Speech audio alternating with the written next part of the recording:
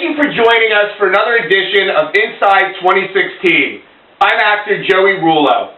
Again, we bring you this so that you're able to analyze the upcoming, exciting presidential primary without having to fiddle through all the internet, the TV programs. We get right to the point. On our last episode, we had Ted Cruz announce. As I said on our last episode, Rand Paul would be actually announcing his run on April 7th, which, by predictability, was today. Rand Paul announced his candidacy for the President of the United States today. He's formally a candidate who's going to run in the Iowa primary.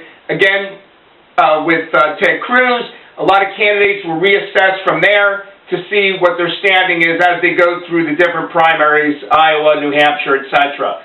A big thing that Rand Paul had covered, which seems to have a lot of interest already on the internet, is he voiced a lot of bipartisan issues that are, bringing appetite to both parties. For example, term limitations. Very clear on term limitations. Very clear on putting the blame on both the Democrats and Republicans on the debt and what's going on around the country.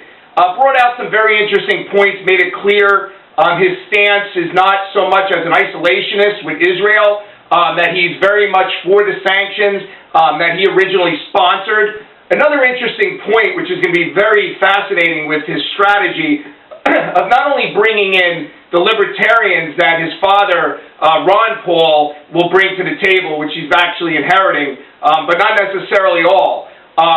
Along with that, the Tea Party, but he also has a history, unlike his father, of working with the establishment GOP. For example, the Senate Majority Leader, McConnell, he actually helped him on his campaign, made a difference, probably actually helped him win his campaign. It'll be very interesting. That may not come into play necessarily until after, if he was victorious in the primary, that he could actually bring not only the Libertarian, the Conservative, the Tea Party, as well as the establishment, because he did help the establishment at one point.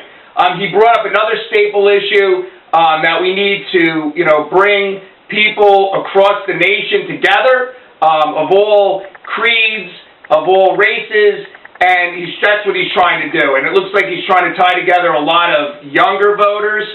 He basically established today for his presidential run, which was a majority of younger voters, more grassroots campaign. He's not going to come anywhere near the establishment candidate, who is, by the way, yet to announce. We haven't done a show yet on Jeb Bush because he has not announced. He does have an exploratory committee, and there's several other candidates that haven't announced yet as well. Again, I want to thank you for tuning in to Inside 2016 coverage of the primary. My name is Joey Rullo. If you want to check out my channel on YouTube, we have other programs such as Political Corruption, which you can find on First Amendment TV, and I also just established another channel, or actually TV program, called Aquarians Across the United States.